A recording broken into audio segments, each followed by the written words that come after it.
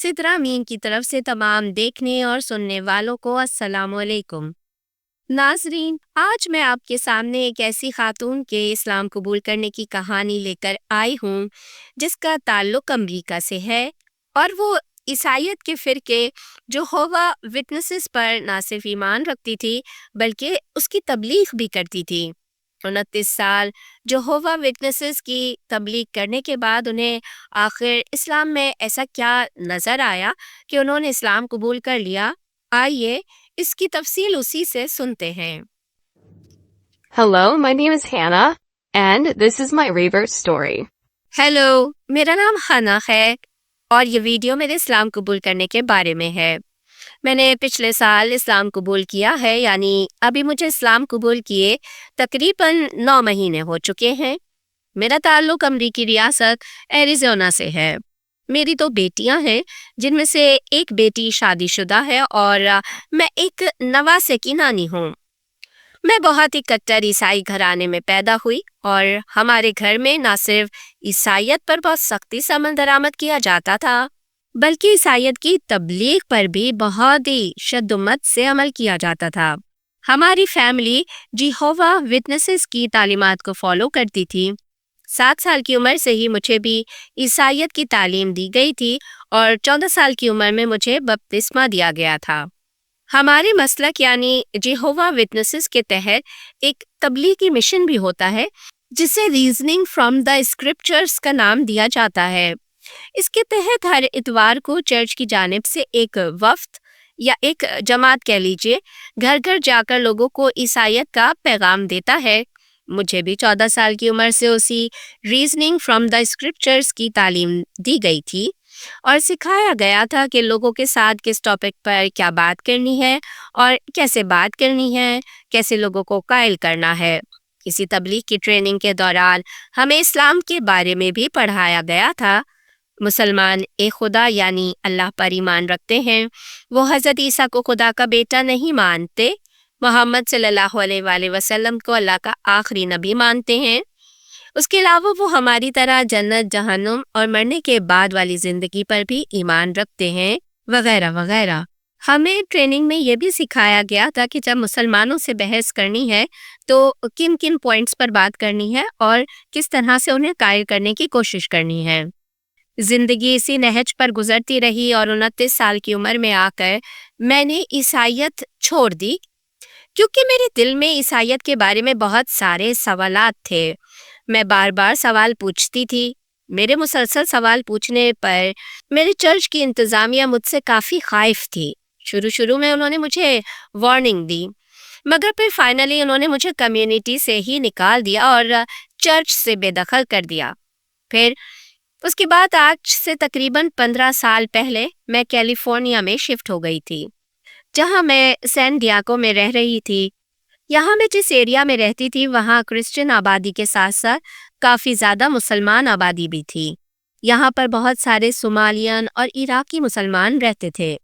یہاں میرے گھر کے قریب ہی گلی کے کونے پر ان کی مسجد تھی جہاں سارے مسلمان دن میں 5 وقت نمازوں کے لیے جمع ہوتے تھے۔ مجھے ان کا خدا کی عبادت کے لیے تگ و دو کرنا بہت اچھا لگتا تھا، جیسے وہ بھاگ بھاگ کر نماز میں شریک ہونے کے لیے جلدی کرتے تھے۔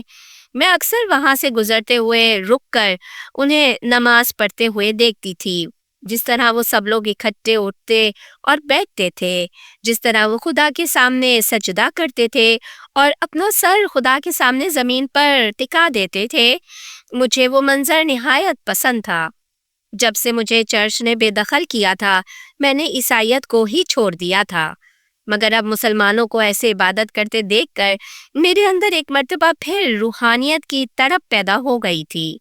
نئی جگہ، نئے شہر میں نے پھر سے چرچ کو جوائن کر لیا اور کوشش کرنے لگی کہ دوبارہ خدا سے اپنا تعلق بناؤں، مگر اس مرتبہ بھی میری کوشش ناکام گئی۔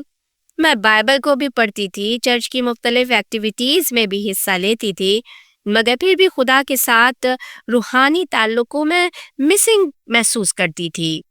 میرے اور خدا کے لنک میں کوئی کمی سی تھی جو میں محسوس تو کرتی تھی مگر میں انہیں الفاظ میں بیان نہیں کر سکتی۔ میں سمجھتی تھی کہ میرے دل میں جو سوال ہیں ٹرینیٹی، یسوع، ہولی اسپرٹ وغیرہ کے بارے میں جو شکوک ہیں وہ میری روحانی ترقی کے راستے میں رکاوٹ ہیں۔ اس لیے اگر مجھے روحانی طور پر ترقی کرنی ہے تو مجھے پہلے اپنے سوالوں کے جواب تلاش کرنے ہوں گے۔ جب تک میرا دل شکوک سے پاک نہیں ہوگا مجھے روحانیت نصیب نہیں ہوگی۔ لہٰذا میں نے ایک مرتبہ پھر پادری سے رابطہ کیا اور اپنے سوالات اس کے سامنے رکھے، مگر انفارچونیٹلی اس مرتبہ بھی نتیجہ 0 ہی تھا۔ میرے کئی ہفتوں تک مسلسل سوالوں سے پادری تنگ آ گیا اور اس نے مجھے گمراہ قرار دے دیا۔ اس طرح مجھے ایک مرتبہ پھر چرچ سے بے دخل کر دیا گیا۔ میں بہت زیادہ ڈس اپوائنٹ ہو چکی تھی۔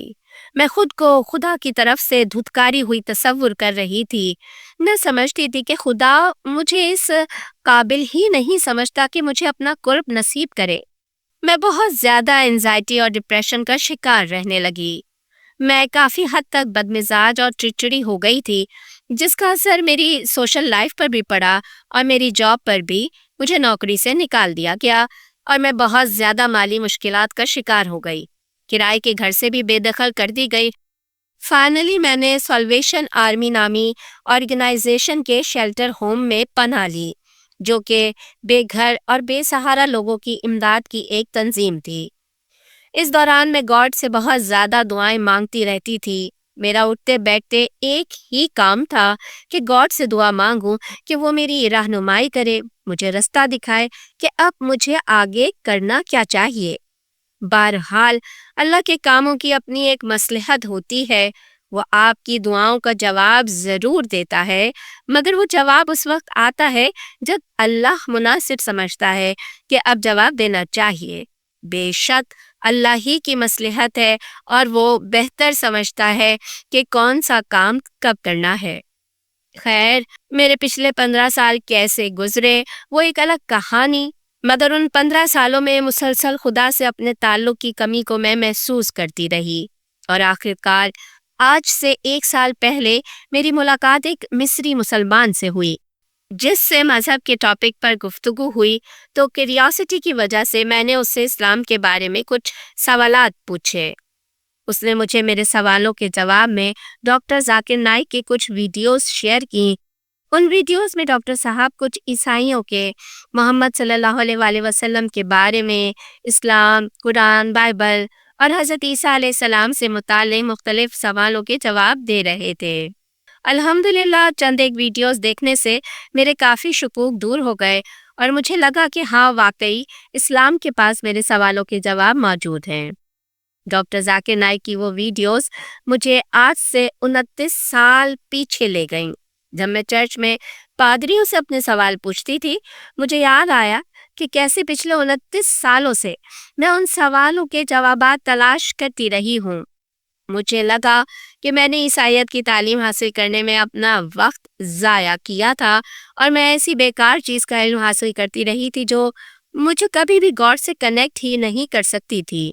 آسان الفاظ میں بولیں تو میں نے اپنی گزشتہ ساری زندگی بیکار میں ضائع کی تھی۔ اس کے بعد سے میں نے آن لائن اسلامک لٹریچر تلاش کرنا شروع کیا تو میرے اللہ نے میری رہنمائی کی کہ مجھے آسکا مسلم نامی ویب سائٹ مل گئی۔ یہاں پر ایک مسلمان بھائی سے میرا رابطہ ہوا جس نے اسلام کو سمجھنے میں میری رہنمائی فرمائی۔ یقیناً عیسائیت اور جیہووا وٹنسز کی جمی تہ میرے دماغ سے اتنی جلدی تو اترنے والی نہیں تھی۔ ہماری اکثر آن لائن کئی گھنٹے طویل بحث ہونے لگی۔ میں نے اس سے بہت سخت اور نامناسب سوال پوچھے، مگر ہر بار اس کے پاس ہر سوال کا جواب ہوتا اور ہر مرتبہ اس کی دلیل ایسی ہوتی کہ میں اسے سچ تسلیم کیے بغیر رہ ہی نہیں سکتی تھی۔ اس نے ثابت کیا کہ میں جب سے 14 سال کی ہوئی تھی اور میں نے بپتسمہ لیا تھا، تب سے لے کر آج تک میں نے پچھلے 29 سالوں میں جتنا علم حاصل کیا تھا سب کا سب غلط تھا۔ میری معلومات غلط تھیں، میرے مذہبی عقائد غلط تھے، اور میں جس راستے کی مسافر تھی وہاں گمراہی ہی میرا مقدر تھا۔ وہ راستہ مجھے کبھی بھی خدا تک لے جانے والا نہیں تھا۔ میں اس بھائی کی تہہ دل سے مشکور ہوں کہ جس نے مجھے گمراہی سے نکالا اور میری صحیح رہنمائی کی۔ اس نے میرے محمد صلی اللہ علیہ وآلہ وسلم کے بارے میں سارے شکوک دور کیے اور مجھے اسلام کا صحیح کانسیپٹ سمجھایا۔ بلا شبہ وہ بھائی میری انہی دعاؤں کے نتیجے میں اللہ نے میری رہنمائی کے لیے بھیجا تھا، جو دعائیں میں جوانی میں گاڈ سے مانگتی تھی۔ اس طرح میں نے پچھلے سال جون میں کلمہ شہادت پڑھ کر پہلے اکیلے اپنے ایک کمرے میں اسلام قبول کیا، پھر 3 دن بعد میں نے اسی مسلمان بھائی کے سامنے آن لائن کلمہ شہادت پڑھا، مگر میرا دل مطمئن نہیں ہو رہا تھا۔ میں پبلکلی سب کے سامنے اعلانیہ کلمہ شہادت پڑھنا چاہتی تھی، اس لیے 1 ہفتے بعد میں نے تیسری مرتبہ مقامی مسجد میں جا کر بہت ساری مسلمان بہنوں کی موجودگی میں پھر امام صاحب سے کلمہ شہادت پڑھا۔ تب جا کر میرے قلب کو اطمینان ملا کہ ہاں میں مسلمان ہوں۔ آج کل الحمدللہ میں اپنی زندگی کے خوشگوار اور مطمئن ترین دن گزار رہی ہوں، اور جب سے میں نے کلمہ پڑھا ہے تب سے لے کر ایک عجیب سی خوشی اور اطمینان ہے۔ اسلام قبول کرنے کے بعد میرے گزشتہ مہینے ایسے شاندار گزرے ہیں کہ میں اپنی خوشی الفاظ میں بیان ہی نہیں کر سکتی۔ پچھلے سال ستمبر میں مصر شفٹ ہو گئی اور اب میں مصر میں ہی رہ رہی ہوں۔ یہ میرا بہت پرانا خواب تھا جو اب پورا ہوا ہے، مگر میں نے کبھی سوچا نہیں تھا کہ میں اسلام قبول کر کے بطور مسلمان یہاں ایجپٹ میں آؤں گی۔ جب سے اسلام قبول کیا ہے، نہ صرف میری روحانی ترقی ہوئی ہے اور میرا کنیکشن خدا کے ساتھ مضبوط ہوا ہے، بلکہ اس کے ساتھ ساتھ میرا بزنس بھی دن رات تیزی سے ترقی کر رہا ہے۔ میرا ارادہ ہے کہ یہاں مصر میں ہی اپنا بزنس سیٹ کر کے یہاں مستقل سیٹل ہو جاؤں۔ میرا مقصد ایک یتیم خانہ کھولنے کا ہے، جہاں میں یتیم بچوں کی پرورش کروں اور اپنے بزنس کی ساری آمدن اس یتیم خانے پر خرچ کروں۔ آپ لوگوں سے بھی دعاؤں کی درخواست ہے کہ میرے مقصد کی کامیابی کے لیے ضرور دعا کیجیے گا۔ بلا شبہ ناظرین، ہدایت طلب کرنے والوں کو ہدایت ضرور مل جاتی ہے۔ علماء کرام فرماتے ہیں کہ ہدایت اللہ کے خزانوں میں سے سب سے قیمتی خزانہ ہے، اور قیمتی چیز بے طلبوں کو نہیں دی جاتی۔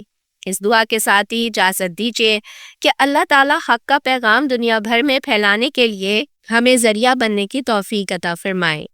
آمین۔